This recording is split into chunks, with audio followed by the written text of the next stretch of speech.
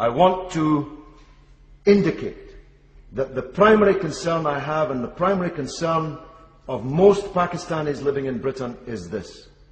Why is Altaf Hussain being allowed from a sofa in Edgware to conduct a terrorist campaign and a campaign of extortion of businesses and citizens in Sindh?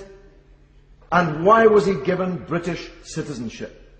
I want to ask the Minister tonight, and if he doesn't have the answer to hand, I would like him to write to me and tell me the answer to this question. Was Altaf Hussain ever refused British citizenship? And if he was refused British citizenship, what changed between that refusal and the granting of citizenship to him?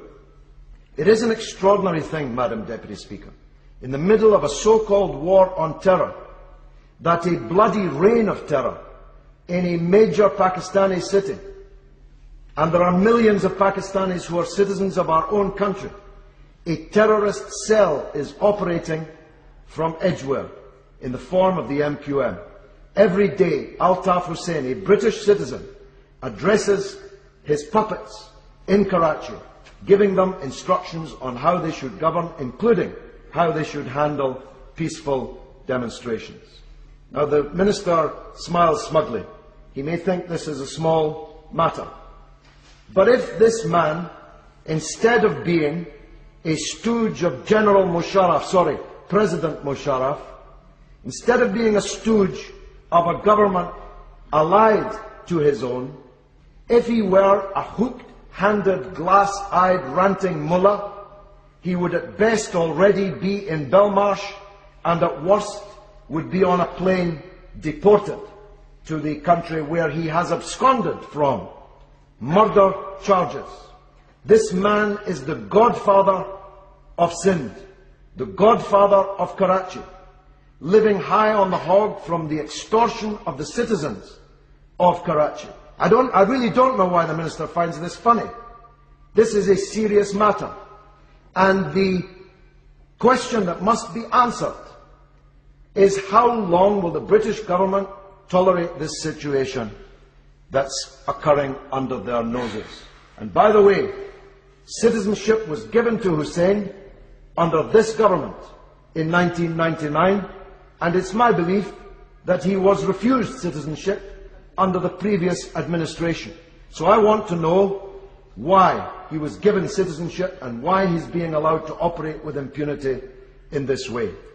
Because, you see, the truth is, Madam Deputy Speaker, far from symbolizing the future for the Muslim countries around the world, General Musharraf crystallizes the problem which Western governments have in the Muslim countries around the world. We tell people that we're invading countries in order to defend democracy and liberty, but we support dictators who crush democracy and liberty as long as they do it in concordance with Western policy on other matters. You see, the slogan, "My enemy's enemy is my friend," is a deeply flawed one from which the government does not seem to have learned. They didn't read the novel Frankenstein to the end. Dr. Frankenstein created a monster, but he lost control of it, because you can't control monsters. Across the border in Afghanistan, we helped to create the monster of jihadism and Islamist fundamentalism, which became Bin Laden, became the Taliban, on the principle that my enemy's enemy was my friend. But, Madam Deputy Speaker, as we're finding in Iraq, finding to some extent in Palestine, your enemy's enemy isn't always your friend. Sometimes your enemy's enemy is worse than your enemy. And by allying yourself with your enemy's enemy, making him your friend, you become complicit in the crimes that he commits. Nobody in the Muslim world can believe that this government is really interested in democracy and liberty in the Muslim world, so long as they're kissing Colonel Gaddafi in the tent at Sirte, the same Colonel Gaddafi who brought down the Lockerbie airliner, we were told, with the deaths of hundreds of people, the same Colonel Gaddafi who we said funded the IRA's bombing campaign in Britain through the 70s and the 80s, The same Colonel Gaddafi that we said shot down an English policewoman in a London square. Nobody can believe that Colonel Gaddafi deserves the kisses of the British Prime Minister. Nobody believes Colonel Gaddafi has changed, just that he has changed sides. Nobody believes that General Musharraf really is the President of Pakistan, and to treat him as if he is the President of Pakistan is an insult to the hundreds of millions of Pakistanis living under the iron heel of his dictatorship, not to mention the Pakistanis living as citizens in Britain, many of whom have traditionally voted for the Minister's party. So I hope that he will bear that in mind when he answers this.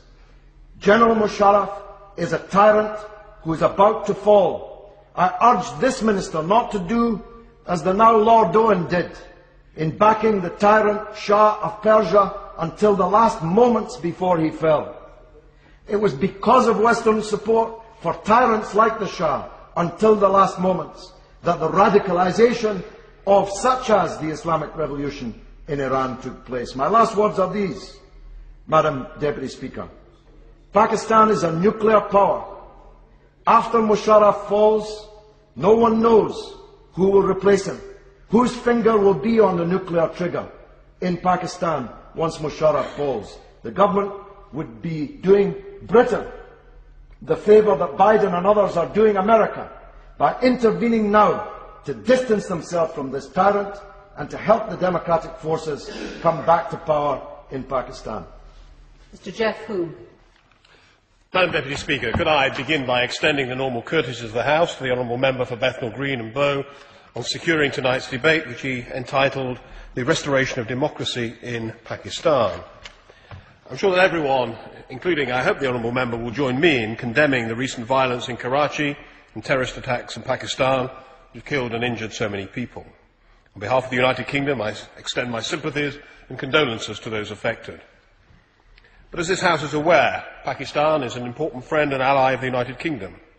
60 years after independence, the bilateral relationship between Pakistan and this country is as close as it has ever been.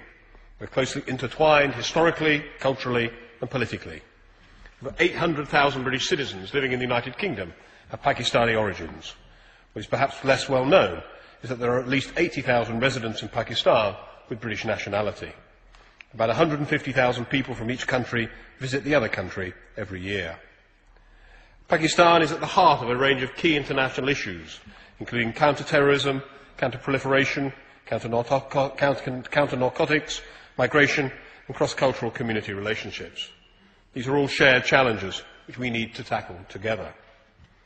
The United Kingdom is grateful for the continuing cooperation on counter-terrorism which it receives from Pakistan, and for the sacrifices which Pakistan has made in the border region with Afghanistan to prevent the Taliban and other criminal elements from crossing that border.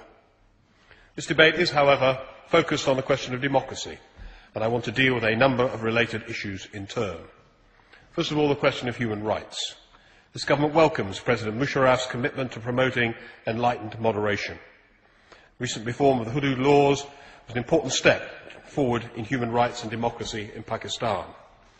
Ministers have consistently raised human rights questions with the Pakistani government, welcoming its efforts on the Women's Protection Bill, for example. Follow-up from the British government detailed a number of our human rights concerns in Pakistan and offered UK support on a range of connected issues. One of these areas was the effect of the blasphemy laws on religious minority groups.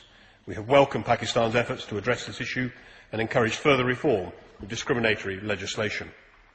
I am, of course, aware of the continuing problems faced by minority groups in Pakistan, such as the Christian community in the northwest frontier province. We continue to monitor closely the developments in these cases. Both bilaterally and together with our European partners, we continue to engage in dialogue with Pakistan on the issues of discriminatory legislation and the